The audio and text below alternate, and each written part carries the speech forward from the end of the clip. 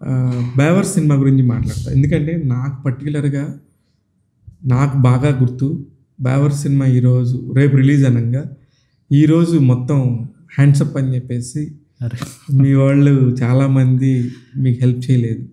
అప్పుడు మీరు ఒక హీరోగా ఉండి ఏం చేయాలో చేసి మొత్తానికి సినిమా రిలీజ్ చేసుకున్నారనేది తెలుసు నాకు.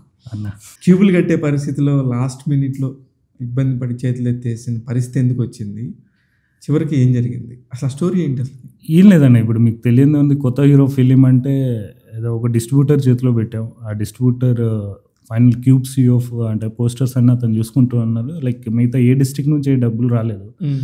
సో కరెక్ట్ టైంకి అంటే మామూలుగా ఈ డిస్ట్రిబ్యూటర్స్ కొందరు ఫార్ములా అలా ఉంటుందా, లేకపోతే అతనికి అమౌంట్ సహకరించలేదు నాకు తెలియదు. కానీ ఆ కరెక్ట్ టైంకి క్యూబులు కట్టడానికి డబ్బులు లేవు, రేపు మార్నింగ్ షో పడదు అంటారు.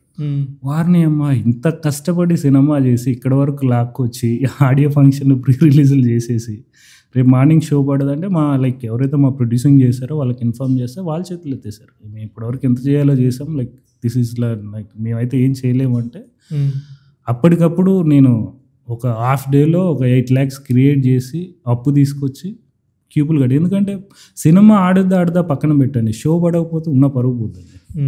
ఎక్కడ ఫస్ట్ ఫిలిం షో పడకపోతే, ఫస్ట్ ఫిలిం అయినా సెకండ్ అయినా థర్డ్ అయినా ఒక హీరోకైనా ఒక డైరెక్టర్కైనా ఒక టీంకి ప్రొడ్యూసర్కైనా షో పడాలి. అందరు చేయాల్సిన ప్రయత్నం చేసిండ్రు, అందరూ హ్యాండ్స్ అప్ అంటే లైక్ వాళ్ళ సిచ్యువేషన్స్ అలా ఉండడం వల్ల నేను కంపల్సరీ ఆ టైంలో చేయాల్సి వచ్చింది.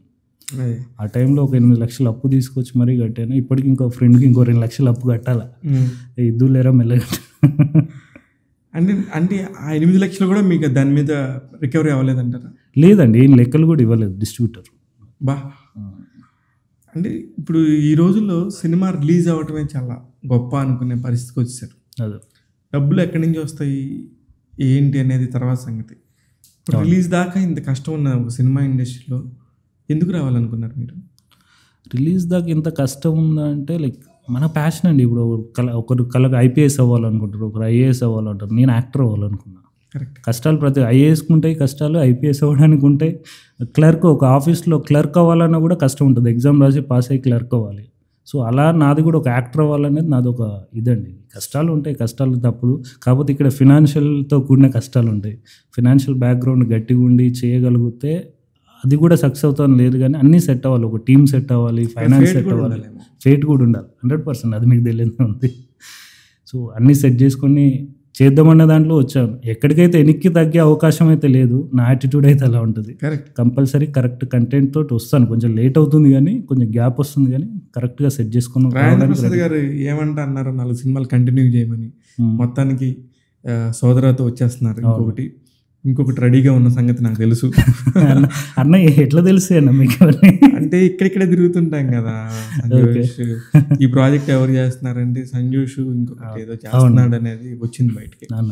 సోదరతో పాటు మళ్ళీ మీరు ఇంకో సినిమా చేస్తున్నారనేది పాయింట్ కూడా నాకు తెలుసు. Thank you. నా ఇంటర్వ్యూకి ఇన్వైట్ చేసి చేస్తున్నాను. ఏం లేదు అంటే నా పాయింట్ కొత్తగా వచ్చిన మీలాంటి వాళ్ళకి కొంచెం సపోర్ట్ చేయగలిగితే నా చేతనైంది ఏదో మీరు డెఫినెట్గా రేపు పొద్దున్న నించున్నప్పుడు పలానా రోజున ఆయన మాకు సపోర్ట్ చేశాడు అనుకుంటే ఇండస్ట్రీలో దానికి మించిన వాల్యూ, దానికి మించింది లేదన్న. ఈ మోరల్ సపోర్ట్ కానీ లైక్ దీనికి మించింది ఏం లేదు. మీరు నాకు ఒక 20 లక్షలు చేతిలో పెట్టి చేసుకోమన్నా కూడా ఏం చేయలేను.